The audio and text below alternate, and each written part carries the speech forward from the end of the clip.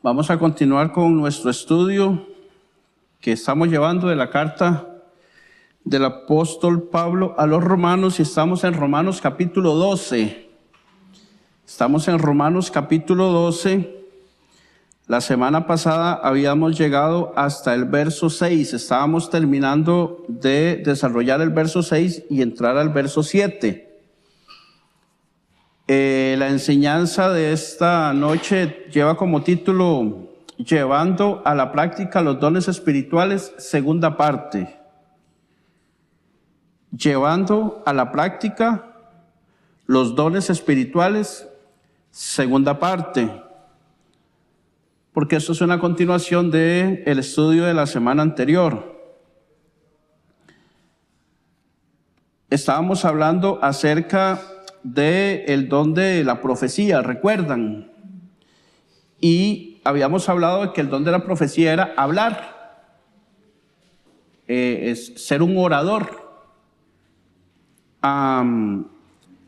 Y el que profetiza para edificación, exhortación y consolación. Ahora, debemos de tener muy claro, y lo habíamos visto la semana pasada también, que una cosa es el don de profecía y otra cosa es el don de profeta. Ok, el don de profeta Dios se lo da a algunas personas y el don de profecía se lo da a algunas personas. Sin embargo, todos podemos hablar de la palabra de Dios a otros, ¿sí o no? Usted puede hablarle a su compañero de trabajo, a su compañera de trabajo, a su amiga, a su mamá, a su papá, a su hermano, a su hijo, a su hija. Pero como don es un don especial, el de profecía. Pero no significa que entonces, como yo no tengo el don de profecía, yo no le tengo que hablar a nadie de Cristo. Porque hablar de Cristo es sencillo, es fácil. Pero como don de profecía, Dios capacita a esa persona para que pueda explicarlo, exponerlo de una manera más exacta, más detallada, más desarrollada. Usted le puede decir a una persona que Jesucristo le ha cambiado la vida, que su vida de pecado pasada Él se la perdonó, que le ha hecho una nueva criatura y que usted ahora está seguro de que es salvo porque Jesucristo le ha justificado. Y la persona le hace una pregunta, ¿y cómo es eso? Bueno, quizás usted no tenga todo el desarrollo, ¿verdad? Explicarle teológicamente la cuestión, pero le puede decir, mira, yo explicarlo tal vez no lo sé mucho, pero vamos a ir poquito a poco. Y lo que le puedo decir es lo que le dijo Bartimeo a los fariseos cuando los fariseos le dijeron que el que lo había sanado a él era un pecador. ¿Recuerdan? ¿Cuál fue la respuesta de Bartimeo? El ciego. Si ese hombre es pecador o no, yo no sé. Yo solo sé que yo era ciego y ahora veo.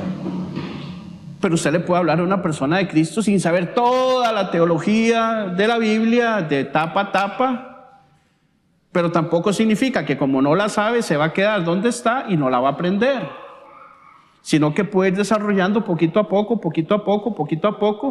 y con el transcurso del tiempo, puede usted darse cuenta de que usted tiene el don de profecía y que como ha estado estudiando, como ha estado indagando, como ha estado escudriñando la palabra, como ha estado estudiándola, como ha estado recibiendo, ya sea en seminarios, en estudios como estos, estudiando por su propia cuenta, escuchando a otros pastores que saben y conocen, otros teólogos con más experiencia, haciendo preguntas. Entonces eso dice, mira, sí, ya yo aprendí y ahora se me hace más fácil explicarle esto a mi hija. Se me hace más fácil explicarle esto a mi esposo. Ahora se me hace más fácil poder entender esto, pero eso lleva tiempo. Entonces no nos podemos quedar de que yo no tengo el don de profecía, entonces yo no le hablo a nadie. No. ¿De acuerdo?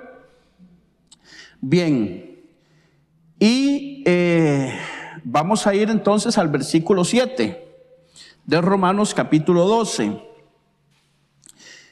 Terminamos acá lo que es el don de profecía y entramos en el versículo 7. Dice, o si de servicio, en servir. O sea, o si tiene el don de servicio, pues utilícelo en servir. Dice la primera parte. Y dice, o el que enseña, en la enseñanza. Vamos a ver primero el de servicio. Los que tienen el don de servicio, ¿en qué deben usarlo? ¿En predicación? No, en servir. Ahora, ¿todos podemos servir? Sí, pero hay otros que tienen el don de servicio. ¿De acuerdo? ¿Cómo podemos identificar nosotros quién tiene el don de servicio como tal? ¿Tienen alguna idea? No. Ok. Usted ha llegado a algún lugar, por ejemplo, acá a la iglesia, y ve personas que ven las sillas así como están estas, a los costados, que están recostadas ahí, y esa persona llega y sin que nadie le diga, se pone a ordenarlas. Ve una basurita por ahí y nada más pregunta, disculpe, ¿dónde hay una escoba? Y se pone a barrer. Ve que hay algunas mujeres que están en la cocina haciendo algo y se arrima. Hermanas, si gustan, si puedo ayudar en algo, cuenten conmigo. Ay, sí, hermana, claro. Y así. Es una persona que no puede estar quieta, no puede estar quedita, no puede estar sosegada. Tiene que estar haciendo algo, haciendo algo, haciendo algo. Ahora sí, ¿conocen gente así? Sí, ok. Esas personas tienen el don de servicio. Pero si usted no es de esos que anda haciendo de todo, no diga, entonces a mí no me toca servir. Yo no junto ni un papel del piso porque es que eso le toca a los servidores. No, usted puede recogerlo y echarlo a la basura, ¿sí o no? Pero como don lo tienen esas personas que más bien hay que decirles, oiga, siéntese, deténgase un momento, espérese porque ahorita vamos a hacer eso. Pero la persona siempre está anuente, siempre está dispuesta, siempre está buscando qué hacer, siempre está buscando mejorar, siempre está ayudando, buscando servir, siempre está buscando cómo ayudar. No importa lo que sea. Esas personas son las que tienen el don de servicio. Ahora, la palabra servicio viene de la palabra diaconía. Diaconía, de ahí viene la palabra diácono, el que sirve. Y significa sirviente. Esa palabra diaconía significa el que ayuda sirviendo, el que sirve como anfitrión. ¿Cuál es el anfitrión? El dueño de la casa. Cuando usted llega a una casa, ¿quién lo atiende? El dueño de la casa. Ese le dice, siéntese aquí, venga por acá, haga esto, haga lo otro. Ese es el anfitrión, el dueño de la casa. Entonces, el que sirve, sirve como el dueño de la casa. Ahora, vamos a ver esto un poquito más a detalle. Acompáñeme a Marcos, el Evangelio de Marcos, capítulo 10, versículo 42. Marcos, capítulo 10, verso 42. Vamos a leer del 42 al 45.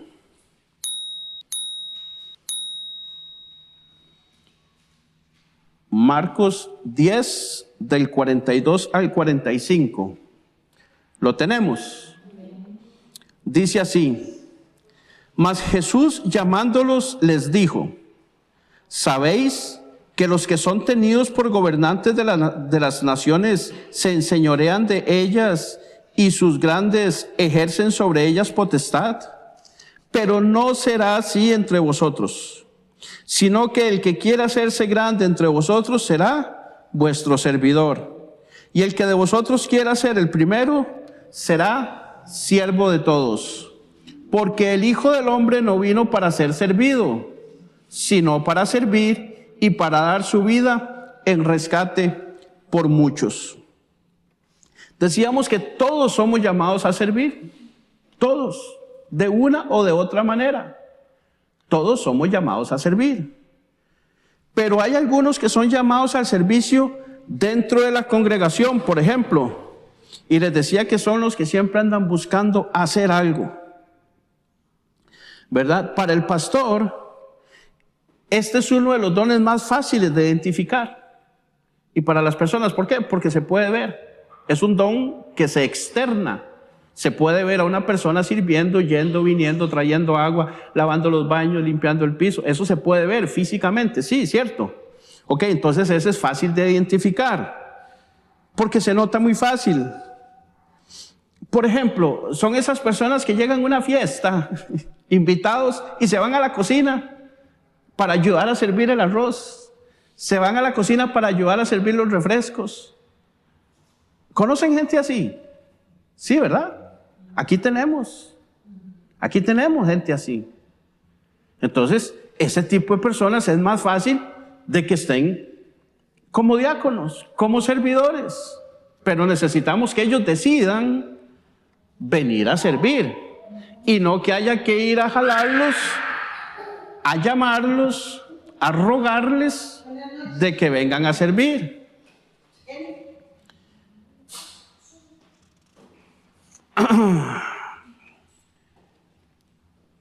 Vamos a ver, estas personas son las que llegan al templo, sacuden el polvo, llevan agua al predicador, encienden las luces, encienden los abanicos. Si ven una mamá lidiando con su hijo, le ayudan a alzarlo, por ejemplo, sacan la basura, limpian los baños, etc. Algunos piensan que eso es trabajo del pastor. Y aunque el pastor puede hacerlo, porque sí, él puede hacerlo, y muchas veces lo ha hecho, es necesario que el pastor delegue esas funciones a los servidores. ¿Para qué? Para él dedicarse a la predicación. Aquí vemos personas, me parece que Isabel, Nora, Marcel, se congregaban acá cuando esto llegaba hasta ese lintel, ¿verdad? ¿Cuántos vieron al pastor con botas, batiendo mezcla, llevando ladrillos, haciendo, qué sé yo, no sé, ahí sosteniendo una varilla para que el otro soldara? Sí, ¿verdad? Pero eso se hizo en un momento dado. Pero él necesita dedicarse al pastorado. Entonces él no puede estar trayendo agua al predicador, en este caso al que enseña. No puede estar poniendo las sillas, que viendo las luces, con el sonido, con la alabanza. Se mata solo. ¿Recuerdan el consejo que le dio Jetro a Moisés? Cuando Moisés tenía que lidiar con 2 millones. No, vea, lo haga loco, usted se va a matar solo, le dijo. Esta es la versión William Villalobos. Busque personas de confianza que sean líderes y póngalos en grupos de 100 y que le lideren en grupos de 1000, de 100, de 50 y de 10, y usted encárguese de los asuntos más graves, porque si no usted se va a morir de estrés. Entonces necesitamos tener gente alrededor de quienes podamos echar mano, pero tienen que ser personas maduras, serias, con los dones. ¿Por qué? Porque si yo pongo a servir, vamos a suponer, yo no puedo, porque yo no soy el pastor, pero vamos a suponer que se pone una persona a servir, y esa persona no tiene el don de servicio. Va a andar esquivando todo porque no quiere, porque no tiene, porque no sabe, porque no puede, porque eso no es. Y tal vez la persona está deseando otro, por ejemplo, hacer misericordia. Y lo tenemos allá y lo estamos desperdiciando porque no es esa la parte donde tiene que estar. Pero si una persona que le gusta hacer de todo le ponemos a servir, va a estar, como dicen, como un chanchito en el charco, ¿verdad? Feliz de la vida. Como una hormiguita en una tapa de dulce. ¿De acuerdo? Ahora, en Hechos, acompáñame a Hechos 6 del 1 al 4. Adelantémonos ahí un poquito a Hechos, capítulo 6. Vamos a ver algo que pasó en la iglesia del primer siglo, a inicios de la iglesia. Hechos capítulo 6, versículos del 1 al 4. Recién había ascendido Jesús, ya los creyentes hablaban más del Señor, Pedro ya había dado algunos discursos, ya Pedro no era el mismo, ¿verdad? Ellos ya se congregaban en casas y empezaban a ser perseguidos, y resulta que en el capítulo 6 de Hechos, versículos del 1 al 4, dice: en aquellos días, como creciera el número de los discípulos, hubo murmuración de los griegos contra los hebreos, de que las viudas de aquellos eran desatendidas en la distribución diaria. Esto lo que significaba era que los que estaban en la iglesia, que eran de nacionalidad griega, se quejaban de que sus viudas eran desatendidas porque solo atendían a las viudas hebreas. Y entonces había un conflicto ahí. Dice el verso 2, entonces los 12, ¿cuáles 12? Los 12 apóstoles convocaron a la multitud de los discípulos y dijeron: no es justo, esa palabra justo ahí significa no es bueno, no es correcto, que nosotros dejemos la palabra de Dios para servir a las mesas. Buscad pues, hermanos, de entre vosotros a 7 varones de buen testimonio. Oiga los requisitos para servir. De buen testimonio, llenos del Espíritu Santo y de sabiduría, a quienes encarguemos de ese trabajo. ¿Y qué iban a hacer los apóstoles? Verso 4. Y nosotros persistiremos en la oración y en el ministerio de la palabra. Entonces, nosotros tenemos que tener muy claro de que hay personas para un trabajo, hay personas para otro, o para un servicio, otros para otro, y así sucesivamente, pero recordemos que somos un cuerpo. ¿Qué tal que el pastor se ponga a servir y le diga a usted que venga a dar el sermón del domingo? Él puede servir, ¿cierto? Él puede encender los abanicos, encender las luces, acomodar a las personas cuando llegan, ¿verdad? Pedirle a alguien que por favor quite el bolso de la silla porque alguien se quiere sentar. Él puede hacerlo, sí, perfectamente. Pero usted puede predicar. Entonces, él tiene que encargarse de la predicación. Porque aparte de que él puede y sabe hacerlo, es el encargado, es el pastor. Es el que debe pastorear a las ovejas. Dios la llamó a él para eso. Por tanto, si él se pone a servir, él está desatendiendo su llamado para hacer otra cosa, la que no fue llamado. Entonces está desobedeciendo a Dios. Y si quiere servir, si quiere acomodar esto, hacer aquí, hacer allá y hacer todo, cuando llegue aquí a predicar va a estar con la cabeza hecha un nudo y le va a ser muy difícil. Después de 3 meses, 4 meses, 1 año, 2 años, no sé cuánto aguantará, va a estar sumamente estresado, enfermo, con el colesterol altísimo, y quién sabe, quizás dando predicaciones de 20 minutos porque ya no aguanta. Y no, nosotros estaríamos mal alimentados. Y somos el cuerpo, somos quienes son los que salimos alimentados por la palabra que Él nos da. Entonces es importantísimo que Él esté bien concentrado en lo suyo para que nosotros como ovejas recibamos la palabra completa, entera, con buena sazón, ¿verdad? Y la podamos digerir para crecer como iglesia, como un todo. ¿De acuerdo? Ahora, lamentablemente algunas personas no lo han entendido. Y repito, creen que al pastor le toca hacer todo en la iglesia y no ayudan en nada. Ofrezca su ayuda, de verdad la necesitamos. Estoy seguro que el pastor se lo va a agradecer. Y nosotros como iglesia también se lo vamos a agradecer. Porque lo que usted haga para el servicio de la iglesia me va a beneficiar a mí. Lo que yo hago para el beneficio de la iglesia le va a servir a usted.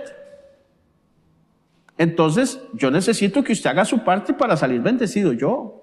Usted necesita que yo haga mi parte para salir bendecida usted. Bendecido usted. Bendecidos todos.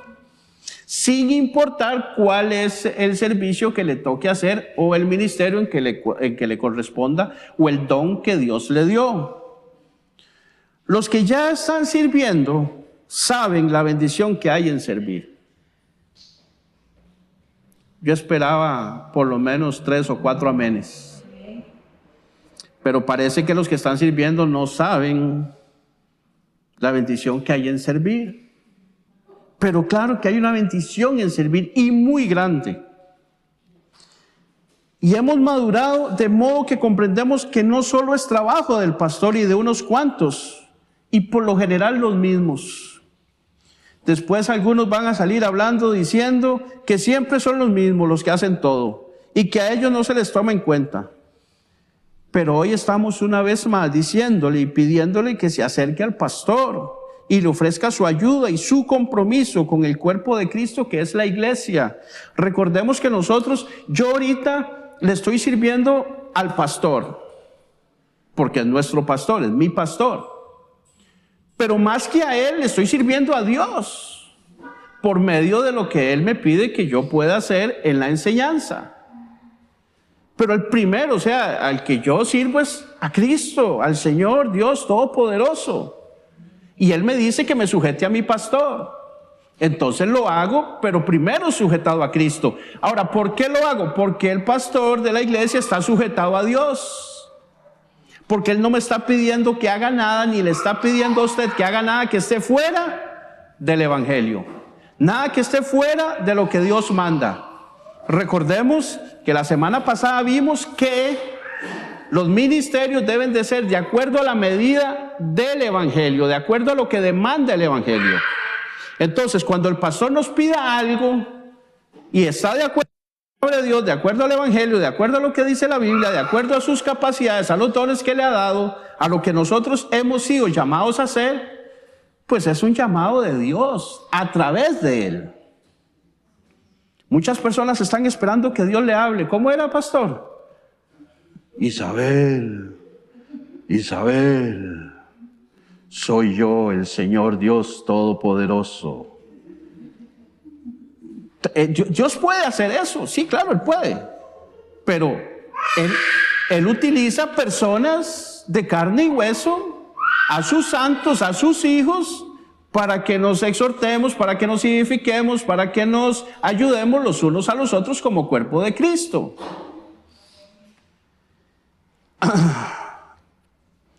Ahora, repito, todos podemos servir.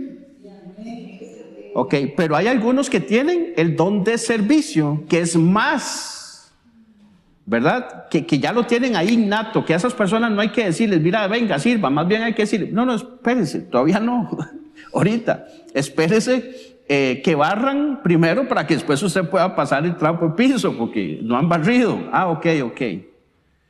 Pero todos podemos ayudar de alguna manera. Entonces no significa que si yo no tengo el don de servicio, entonces no sirvo en nada. No, ¿de acuerdo? Ahora dice, el que enseña en la enseñanza. Es lo mismo. Es lo mismo. Todos podemos enseñar. ¿Sí? ¿A usted quién le enseñó a leer y a escribir cuando no estaba en la escuela? ¿Quién era el que le ayudaba con las tareas? Su mamá o su papá. O su hermano mayor en algunos casos, no sé. Pero por lo general, la mamá no es maestra, pero podía enseñar. Ok, nosotros quizás no todos somos maestros, no todos tenemos el don de enseñanza, pero sí podemos enseñar. De hecho, usted enseña a su hijo a cambiarse, a bañarse, a cepillarse los dientes. ¿Sí o no? Usted enseña a las chiquitas, a las niñas, por ejemplo, a sentarse. Y ya no se sientan como se sienta un hombre, a cruzar las piernitas. ¿Cierto? Pero hay otros que tienen el don de enseñanza Y estos son los que tienen una facilidad para aprender por un lado y enseñar por otro. Porque no es lo mismo saber mucho de algo que saber enseñar eso mucho que se sabe. Pero todos podemos enseñar. Entonces, no tampoco se vale que usted me diga, mira, yo no enseño porque yo no tengo el don de enseñanza. No se vale, ¿cierto?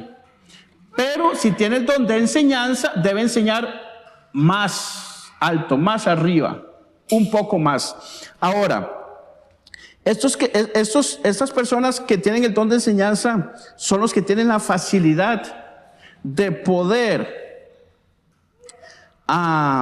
transmitir a otros lo aprendido. Hay personas que saben manejar carro muy bien, son excelentes choferes, pero cuando le van a enseñar a otro, solo gritos, un puro nervio, y la otra persona no aprende y termina no le enseña, porque no sabe enseñar, ¿verdad? Esa palabra enseñar en griego es didasco, de donde viene la palabra enseñar, pero también significa aprender. Significa ambas, enseñar y aprender. Este don se refleja en la capacidad de aprender primero para luego enseñar lo aprendido. Si yo le digo a usted que me diga 3 palabras en francés, ¿qué me diría?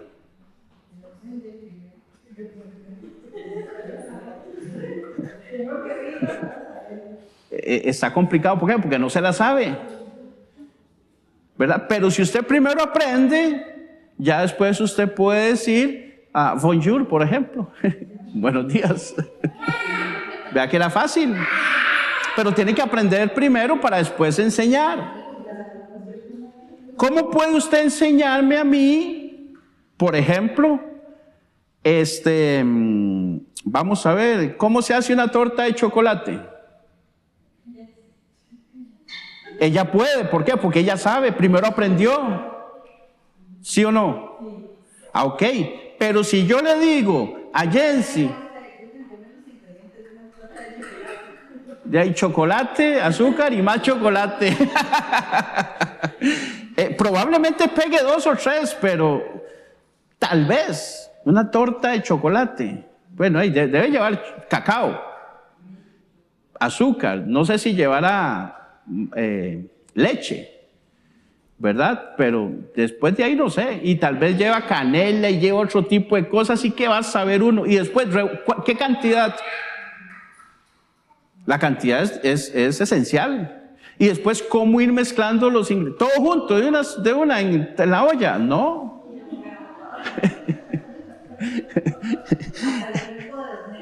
El tiempo, claro, el tiempo. ¿Cómo se llama esta? La temperatura. Si usted lo pone en 400 y el resto se le quemó probablemente, o si lo pone muy bajo, nunca se le cocinó. Ahora, tiene que ponerlo a 400 arriba durante 10 minutos y después lo baja y 200 abajo durante 15 minutos. Y cuando usted tiene que darle vuelta, o sea, por favor. Entonces, tiene que aprender primero para poder enseñar. Estos son los que tienen el don de enseñanza, los que tienen esa facilidad, porque aquí hay personas que hemos aprendido. Acá yo puedo ver gente que han estado conmigo en SEAN. Acá veo gente que han estado, no sé, en unas 3,000 prédicas mínimo en esta congregación. Y saben, han sido enseñados. ¿Sí o no? Pero ¿todos tienen la capacidad de enseñar eso que han aprendido? No. Tal vez puedo ver a una o a 2. ¿Verdad? Pero ¿cómo sé yo que lo tengo?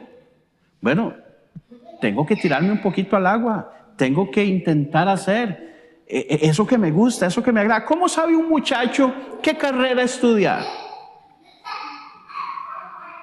¿Cómo decide qué carrera estudiar un muchacho, una muchacha? Primero, le gusta. Segundo, tiene facilidad para eso. Pero usted difícilmente le va a decir a una muchacha que estudia enfermería si no puede ver sangre.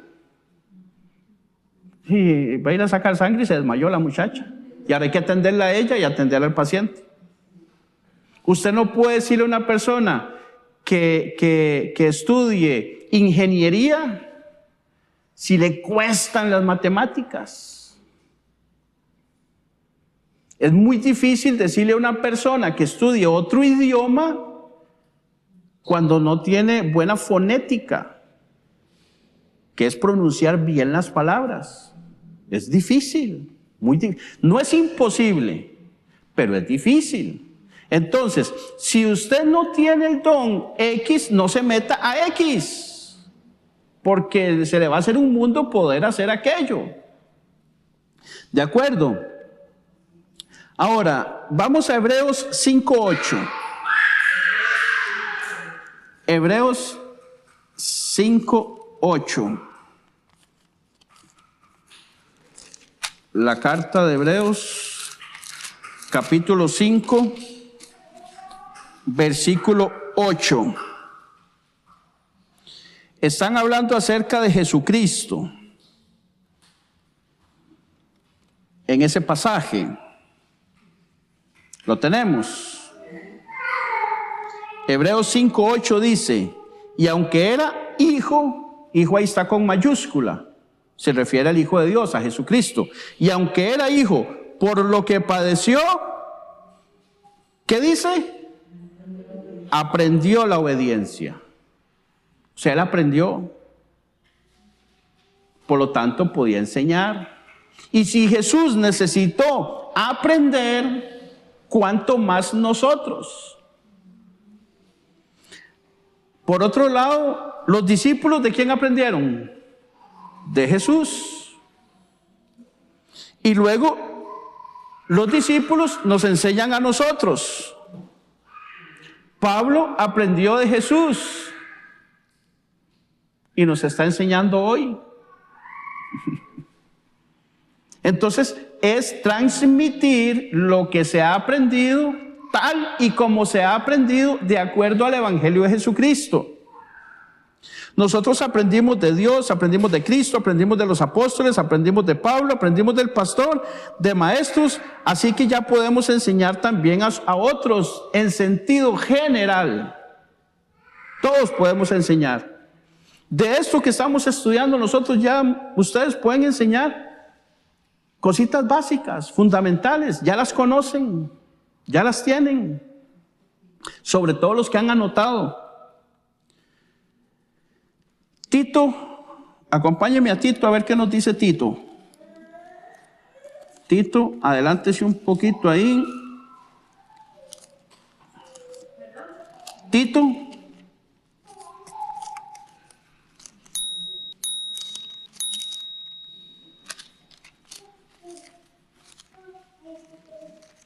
No, perdón, Tito está antes de...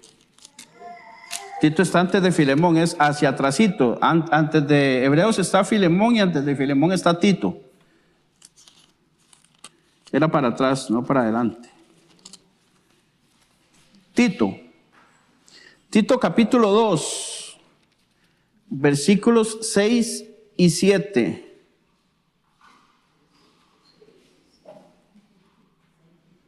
Tito 2, capítulo 2, versículo 6 y versículo 7. ¿Lo tenemos? Dice, aquí le está dando Pablo el consejo a Tito. Dice, exhorta asimismo a los jóvenes a que sean prudentes. ¿Qué tiene que decirle Tito a los jóvenes? Enseñarles a que sean prudentes, presentándote tú en todo como ejemplo de buenas obras en la enseñanza, mostrando integridad, seriedad. ¿De acuerdo? Entonces los hombres tenemos que enseñar en sentido general. Yo no necesito ser maestro para enseñarle a un joven, a una joven, a un niño, a un adulto, a otra persona, por ejemplo, qué sé yo, cómo buscar en la Biblia. Mira, cuando dicen Tito 6:7 es Tito el libro, 6 es el capítulo y 7 es el versículo. Y cuando dicen Salmos 49 del 11 al 15, entonces es el libro de Salmos, capítulo 49, versículos desde el 11 hasta el 15. Todos esos versículos seguidos. Y eso yo lo puedo enseñar sin ser maestro, ¿sí o no? Y eso podemos enseñarlo nosotros los hombres. Ahora, en ese mismo capítulo de Tito, versículo 3 al 5, también tienen que enseñar a las mujeres. ¿Qué dice? Las ancianas, asimismo, sean reverentes en su porte. Cuando dice ancianas acá, recuerden que no son señoras mayores de 85 años en adelante. Tito 2, versículo 3. Las ancianas son las mujeres maduras en el Evangelio. Y aquí hay varias ancianas maduras en el Evangelio. Y hay varios ancianos también maduros en el Evangelio. Aunque somos unos chiquillos en edad, pero en el Evangelio ya somos maduros. Dígame, por favor. Dice, las ancianas asimismo sean reverentes en su porte, no calumniadoras, no esclavas del vino, maestras del bien. Verso 4, que enseñen a las mujeres jóvenes a amar a sus maridos y a sus hijos. Verso 5, a ser prudentes, castas, cuidadosas de su casa, buenas, sujetas a sus maridos, para que la palabra de Dios no sea blasfemada. Entonces, ustedes como mujeres, aquí sí es para las mujeres, son llamadas a enseñar a las otras muchachas más jóvenes. ¿A qué? A que se comporten bien y no anden por ahí haciendo cosas que la gente podrá decir, pero esa es una hija de Dios. ¿No habrá ahí una señora, una mujer que les diga, que las eduque? Porque eso se oye. Eso es lo que enseña el pastor. Y sale el otro trasquilado y no tiene vela en el entierro. Porque el que terminan hablando es de los pastores, de los líderes. Pero usted es parte del cuerpo de Cristo y es también trabajo suyo y mío enseñar a los más jóvenes, aunque estemos sentados en una silla. Amén. Pero el don de enseñar va un poco más allá. Así es que si usted tiene el don de enseñar, puede llevarlo más alto. Pero si no lo tiene, no me diga, William, yo no enseño porque yo no tengo el don. Sí, sí tiene que enseñar. Amén. Continuamos. Nosotros también tenemos que enseñar con nuestro ejemplo. De eso téngalo por seguro. Téngalo usted por seguro. Nuestros hijos aprenden más de nosotros, de lo que ven, que de lo que escuchan y el tono con que nosotros hablamos. Vamos a ver si me acuerdo de un dato. En la comunicación, cuando yo quiero comunicar algo, creo que es aproximadamente el 55% de lo que yo comunico es por lo que yo hago. Después, el 37% es por las palabras que digo. No, perdón, el 37% es por los gestos físicos, por la cara que pongo, por los ademanes y el tono de voz. Y solo el 7% es por las palabras que uso. Entonces, por ejemplo, si yo le digo a un niño, vea, necesito que por favor usted recoja la ropa del baño cuando termina de bañarse y la ponga en la canasta de la ropa sucia. Pero necesito que lo haga todos los días, mi amor, porque a veces sí, a veces no, deja. Y resulta que yo acabo de salir del baño, mi hijo va a entrar y ve toda la ropa mía ahí adentro. ¿Usted cree que va a aprender? Pero si él me ve a mí hacer eso todos los días, él lo va a aprender. Ahora, si yo le digo, toda la ropa tiene que meterla en la canasta, ¿cuántas veces tengo que decirle? Siempre lo mismo con usted. Ese tono, disculpen los gritos, pero ese tono lo aturde. Ese tono no le enseña. Y si aparte de ese tono él ve mi ropa ahí, menos que aprende. Entonces los hijos van a aprender más lo que nos ven hacer a nosotros. La pregunta del millón aquí es, ¿qué está viendo tu hijo, tu hija a usted haciendo? ¿Qué está viendo él en usted? ¿Qué ejemplo le está usted dando? ¿Qué ejemplo le estoy dando yo a los míos? Porque eso no es solo para allá, para acá también. Yo también tengo hijos. ¿Qué ejemplo le estoy dando yo? ¿Cómo están creciendo? ¿Cómo se están comportando? ¿Los estoy llevando sujetos, de verdad, como dice el apóstol Pablo, de los requisitos de los diáconos y de los obispos? Que sean hombres que sepan llevar bien a los de su casa, que tenga a sus hijos en sujeción, porque si no sabe sujetar a sus hijos, ¿cómo va a sujetar a la iglesia? ¿Cómo la iglesia se va a sujetar a alguien que ni siquiera a sus propios hijos se le sujetan? Ahora, cuando dice eso, recordemos que son los hijos que están en su casa, que viven con usted, en los cuales usted tiene autoridad para. Ya cuando los hijos crecieron y se fueron de la casa, ya ellos son libres de tomar sus propias decisiones. ¿De acuerdo? Seguimos. Nosotros tenemos que enseñar también, ya los que tenemos el don de maestro, ejercerlo como don. Y repito, aquí creo que por mínimo, ahora ya hay dos que tienen el don de maestro. Uno es un hombre y el otro es una mujer. Y también el hombre tiene el don de pastor. Y esto no lo dio Dios a todos. Dios no hizo a todos pastores, no hizo a todos maestros, no hizo a todos apóstoles, no hizo a todos evangelistas, no hizo a todos profetas, ¿cierto? Sino que a unos uno y a otros otro. Pero si lo tienes, adelante, anímate, de verdad, enseña, empieza por estudiar la Biblia con detenimiento, con detalle. Les decía, con seminarios, estudios bíblicos, lectura, diccionarios bíblicos, concordancias, mapas y otros recursos que te ayuden a una comprensión del texto bíblico.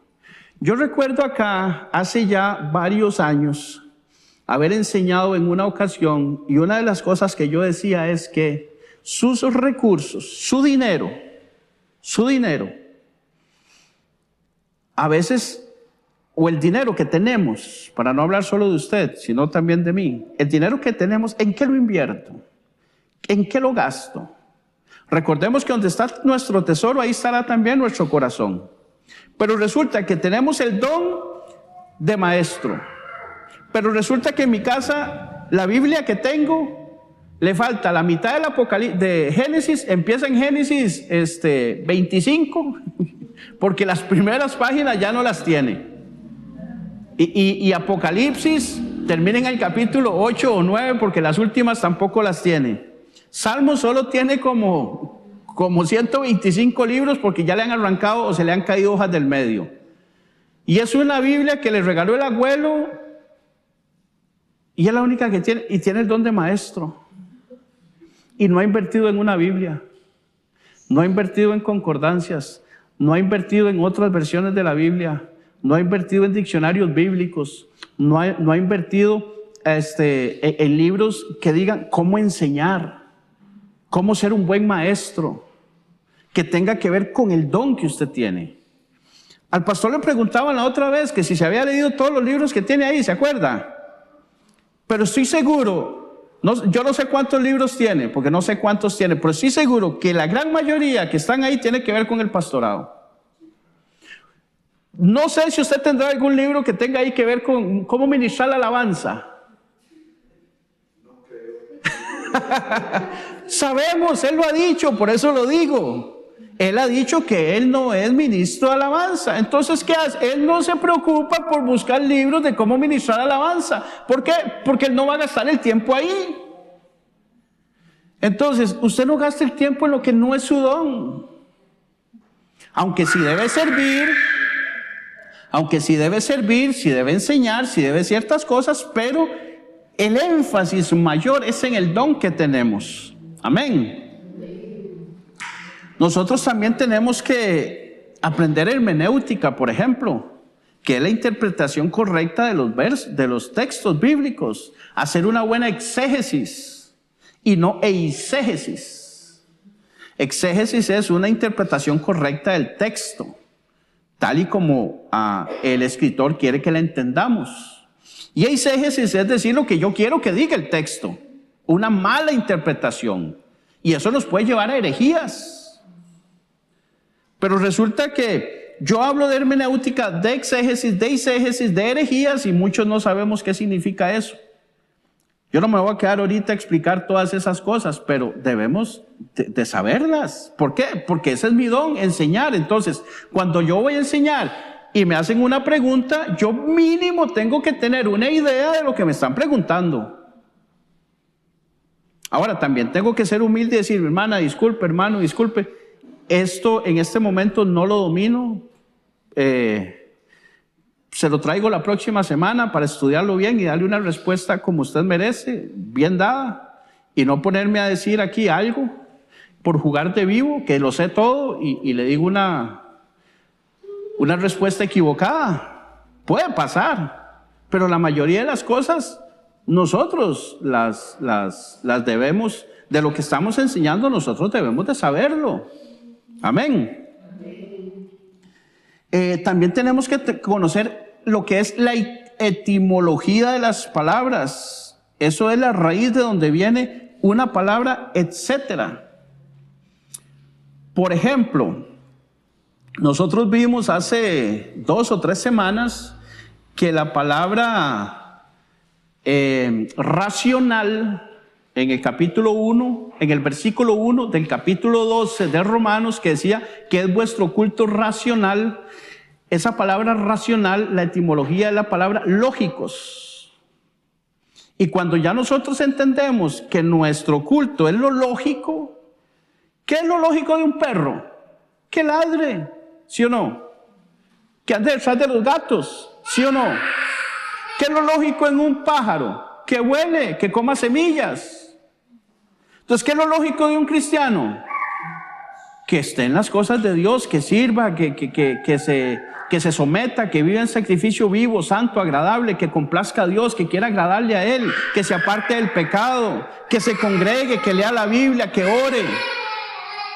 Eso es lo lógico. ¿Qué es lo lógico de un jugador de fútbol? Que pase pateando una bola no sé cuántas horas a la semana, porque a eso se dedica él. Pero muchas veces nosotros decimos ser cristianos y andamos perdiendo el tiempo en cualquier cantidad de cosas, menos en lo que tiene que ver con Dios, con su palabra, y eso no es lógico. Entonces, cuando sabemos esa etimología de dónde viene, se nos hace más fácil comprender un texto. Para ejercer este don, lo primero que hay que hacer es descubrir que lo tiene.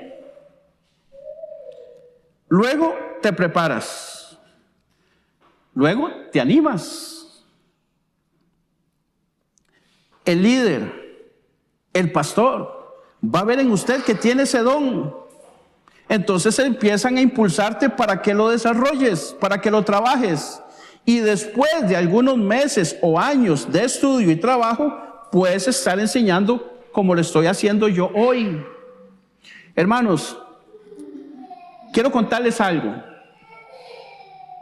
Cuando yo estaba en primer año del colegio, descubrí que en el colegio lo pasan a uno mucho al frente a exponer, ¿cierto? Y resulta que cuando a mí me pasaban a exponer, la primera vez me agarraron porque yo no sabía. Y yo pasé a exponer y a mí se me caía la cara de vergüenza. Yo era como Moisés. Yo era tartamudo, hermanos. Yo lo he contado varias veces. Yo era tartamudo. Y en ocasiones a mí todavía a veces se me pega cuando yo voy a empezar a hablar, a decir, para empezar este tema vamos a... Y cuando yo tenía que exponer, que ya yo sabía, ese día yo hacía el trabajo, lo escribía en hojas, hacía el cartel que había que hacer y le decía a uno de los compañeros míos, iba a la casa de él y decía, brother, tome, lléveme el trabajo, yo no voy a ir al colegio. Y no iba, porque me tocaba exponer. Y perdía los 5 puntos de exposición, pero me ganaba los otros por hacer el trabajo. Porque yo no podía hablar en público. No podía. Yo soy el menor de 5 hermanos. Y a mí nunca en mi casa me pusieron a hacer nada. Primero el mayor, el que sigue, el otro y el último. Y cuando ya no había nada que hacer. Y a mí nunca me ponían a hacer nada. Entonces yo crecí con una autoestima muy bajo. Y creía que yo no podía hacer nada. Ahora, no culpo a mis padres. Ellos no sabían. Y resulta que conforme yo voy avanzando, mi papá y mi mamá me llaman. Me dicen, William, usted no puede seguir en eso. No, así no es. No, usted tiene que superarlo. Tiene que aquí, y empezaron a trabajar conmigo. Conversando con unas compañeras de trabajo, me dice, William, vea, yo le recomiendo que empiece usted a verse en el espejo. Haga que usted está, lo que usted tiene, léalo frente al espejo. Y hable como que si el espejo, ahí está toda la gente, y hágalo. Y tartamudeaba y me pegaba y sudaba y todo igual, empezaba a hacerlo. Después, conforme fue pasando el tiempo, me fui dando cuenta que tenía facilidad para ciertas cosas. Me fui dando cuenta que sí, que había cierta capacidad ahí. Y conste que yo no era cristiano entregado al Señor en ese momento, pero ya Dios me había capacitado, solo que yo no sabía. Y empecé a ejercer, empecé a hacer. Y recuerdo que en un momento dado había que escoger entre hacer una presentación con un cartel, escribir una canción y tocar música con respecto al tema, o hacer una obra de teatro. Y escogimos hacer una obra de teatro. Y humildemente, hermanos, a mí me tocó dirigirla. Y cuando el profesor que nos estaba dando la vio, me llamó aparte y nos felicitó. Me recomendó para que formara parte del grupo de teatro del colegio, porque vio en mi capacidad. Y yo, ¿en serio? Me dice, sí, William, sí, usted la tiene. Y yo le creí. Y empecé a ejercerlo. Me metí en el coro del colegio. Llegué a ser candidato para ser presidente del colegio. No gané, pero fui candidato. Tuve que estar en debates con todo el colegio al frente, con profesores, con el director, debatiendo y haciendo preguntas. Y el hijo de mi mamá, yo, en esas, después de que era un tartamudo y no sabía hacer nada. Después pasó lo que pasó conmigo, que estuve en drogas y todo lo demás, pero cuando yo llego a la palabra de Dios y empiezo a ver a Moisés, empiezo a ver a este, empiezo a ver al otro, y yo me identifico con ellos y digo, si ellos pudieron, yo puedo. Porque yo pude en el colegio sin la ayuda de Dios, pero con la ayuda de Dios, quítate que voy. Ahora, yo reconozco que yo no soy el mejor maestro del mundo. No. Pero humildemente puedo hacerlo. Y quiero motivarle a usted, si usted tiene el don, si usted tiene eso, anímese. Ahora, yo tengo 26 años en el cristianismo. Nosotros estudiamos SEAN aproximadamente 4 o 5 años, ¿cierto? Como 4 años. Ok. Después de que estudiamos SEAN, nosotros llevamos seminarios. Antes de SEAN, nosotros estuvimos en ministerios. Y yo he llevado una vida en donde toda mi vida de cristianismo he ido aprendiendo. Y un día de eso yo hablaba, por cierto, con el pastor de una de las experiencias que tuvimos en República Dominicana. Y le preguntaba, pastor, a usted esa experiencia lo marcó, ¿verdad? Le enseñó mucho. Y me decía que sí.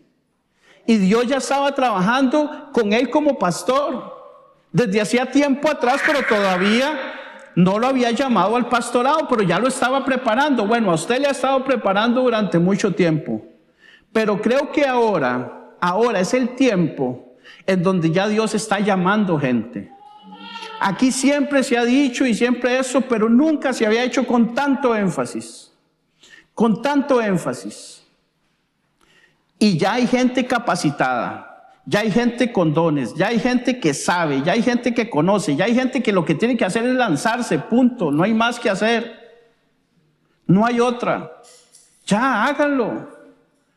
Y se los digo del corazón, porque cuando usted empiece a servir, los que hemos servido, repito, sabemos la bendición y lo hermoso que es servirle a nuestro Señor Dios Todopoderoso.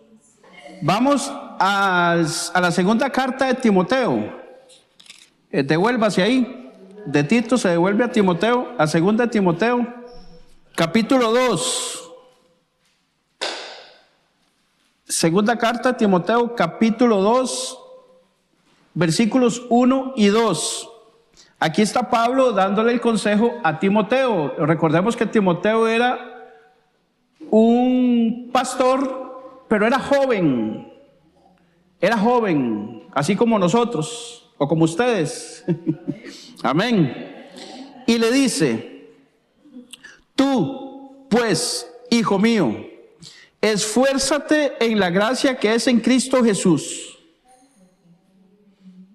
Lo que has oído de mí ante muchos testigos, esto encarga a hombres fieles que sean idóneos para enseñar también a otros. Primero le dice que se esfuerce. ¿Sí? Requiere esfuerzo, hermano. Requiere esfuerzo, hermana. Requiere horas de sueño perdidas. Requiere horas de televisión apagado para poder esforzarme a hacer lo que necesito hacer. ¿Y qué es lo que dice? Que se esfuerce ¿en qué? En el evangelio que has oído de mí. Cuando Pablo le dice lo que has oído de mí, no era lo que andaban diciendo los fariseos. No, sino el evangelio que él predicaba. Eso es lo que has oído de mí, el evangelio que yo predico. ¿Qué tiene que hacer con el evangelio que predicaba Pablo? Dice, encarga. Eso es poner junto. O sea, aquí, a la par, junto. Esto encarga. ¿A quiénes tiene que poner a encargar eso? ¿A quiénes tiene que presentárselo? Esa palabra encarga también significa como alimento y verdad. También significa, esa palabra encarga también significa deposita. Para que lo guarden, lo protejan. ¿Qué es lo que tienen que guardar, proteger, encomendar o exponer? El evangelio de Jesucristo. Pero dice que a hombres como fieles, a hombres fieles. ¿Por qué? Porque si el hombre es infiel, puede ser que en un momento dado empiece a torcer la escritura y no guarde la fidelidad que ella requiere y empiece a decir lo que a él se le ocurra, cómo se le ocurra, cuándo se le ocurra, como pasa con muchos.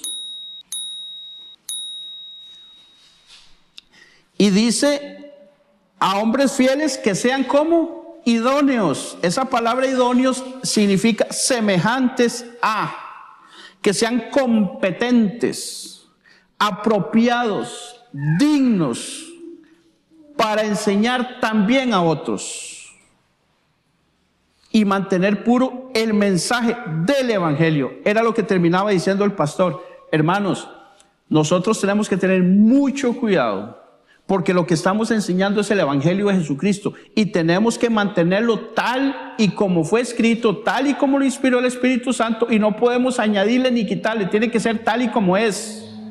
Nosotros no podemos llegarle a una persona y predicarle solo las bendiciones y todo lo bueno que hay en Dios sin decirle lo que cuesta seguir a Cristo.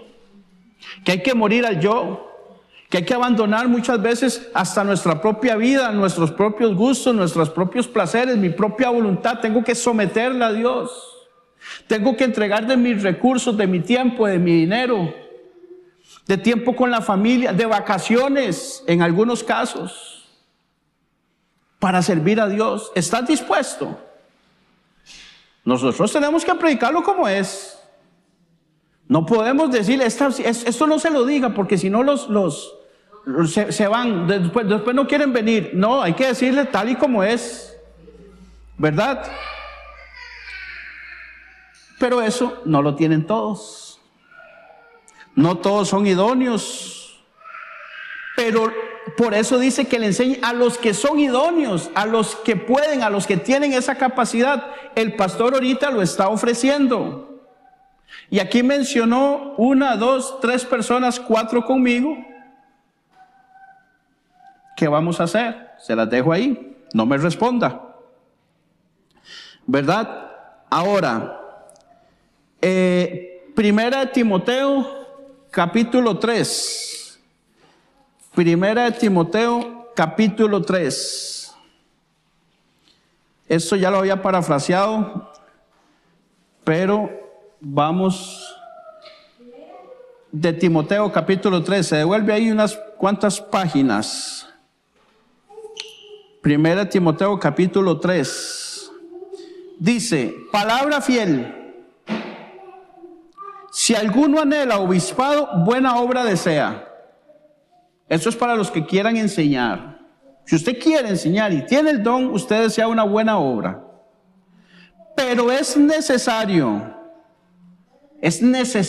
o sea, esto no puede faltar. ¿Qué es lo que no puede faltar? Que el obispo sea irreprensible, marido de una sola mujer, sobrio, prudente, decoroso, hospedador, apto para enseñar, o sea, que tenga la capacidad de enseñar, no dado al vino, no pendenciero, no codicioso de ganancias deshonestas, sino amable, apacible, no avaro, que gobierne bien su casa, que tenga a sus hijos en sujeción con toda honestidad. Pues el que no sabe gobernar su propia casa, ¿cómo cuidará de la iglesia de Dios? Y dice el verso 6, no un neófito. Esa palabra neófito es alguien nuevo, un novato. No sea que envaneciéndose caiga en la condenación del diablo. ¿Envaneciéndose en qué? En que tenga el don, ¿verdad? Y que empiece a enseñar y que fluya y que se le olvide la humildad y se enorgullezca y le pase lo que le pasó a Satanás, que se vio muy lindo, muy guapo, con muchas habilidades y un montón de cosas y se rebeló contra Dios. Eso puede pasar con una persona nueva. Y dice el verso 7, también es necesario que tenga buen testimonio de los de afuera, para que no caiga en descrédito y en lazo del diablo. Hermanos, con la gente de afuera nosotros tenemos que dar muy buen testimonio. Porque cuando les hablemos, ellos van a aceptar la invitación a venir de acuerdo a lo que hayan visto en usted, que es el que le está invitando. Si ven que la persona que le está invitando vive como perros y gatos, no va a venir. Difícilmente. Pero si ve que la persona que le está invitando tiene buen testimonio, es muy probable que acepte venir. Ahora, un obispo es el que dirige la iglesia. Para ser pastor o maestro debe cumplir con este requisito, que es el don. Tener el don de enseñar bien.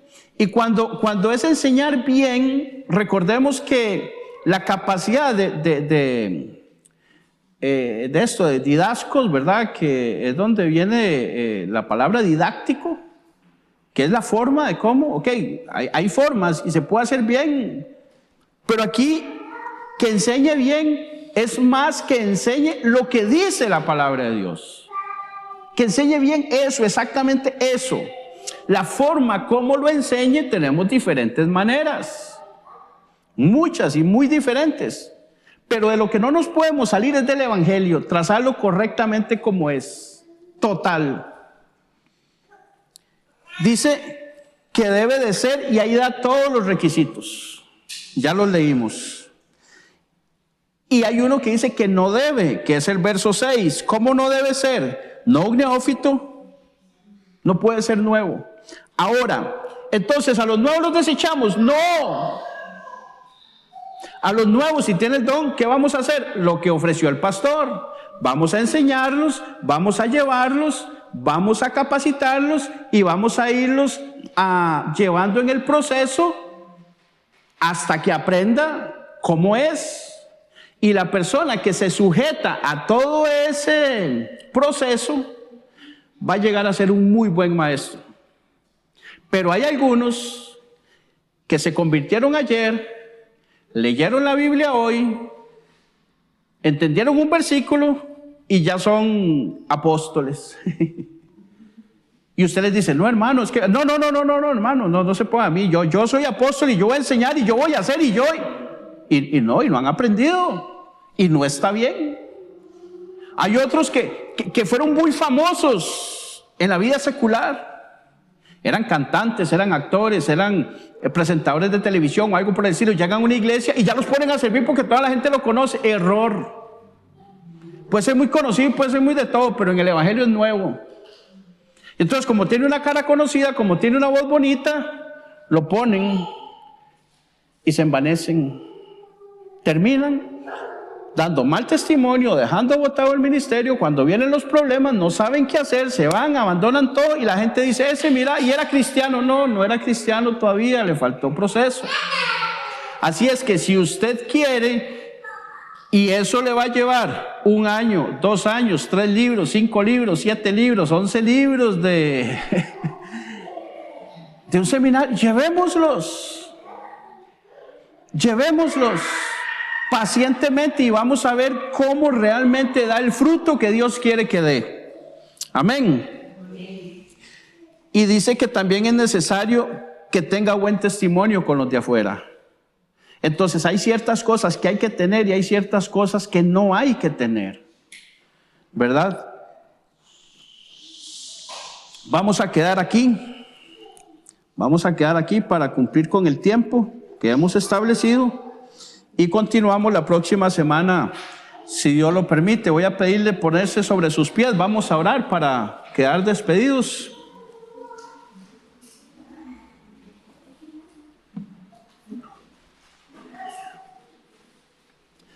Bendito Señor, Dios y Padre que estás en el cielo. Gracias te damos, Señor, por la exposición de tu palabra de esta noche. Gracias, Dios, porque tú sigues siendo bueno. Entendemos, conocemos, sabemos, Dios, estamos seguros que tú estás llamando gente. Estamos seguros de eso, Señor. Ayuda a cada uno de mis hermanos y hermanas, Señor, que han escuchado esta enseñanza hoy. Tú eres un Dios personal que trabajas con cada uno de una manera en particular como tú quieres. Y sé que has dado dones, Señor, a mis hermanos de los que ya hemos visto y de los que todavía no hemos visto, pero ya tú los diste. Señor, sé tú trayendo la convicción, la confianza, el ánimo, lo que se necesita, Señor, para que mi hermano, mi hermana diga, sí, Señor, así como dijo Isaías, por ejemplo, heme aquí, envíame a mí. Que podamos decir, bueno, si Dios está conmigo, yo voy, como dijo Moisés. Pero si tu presencia no va conmigo, yo no voy, pero sabemos que tu presencia sí va con nosotros. Así es que confiamos, Señor, en que lo que tú estás haciendo es lo correcto y ese es el tiempo exacto, Dios. Porque tú no te adelantas ni te atrasas, Señor. Tú haces todas las cosas en el momento justo. Y este es el momento, Señor, en que nosotros tomemos decisiones. Ayúdanos, Señor, a tomar esas decisiones y que todo sea para honra y gloria de tu nombre, Señor, y para el servicio del cuerpo de Cristo, que es la iglesia en este lugar, Dios. Alabamos y bendecimos tu nombre, Señor, y te damos muchas gracias en el nombre de Jesús. Amén y amén. Suscríbete a nuestro canal, El Evangelio Hoy.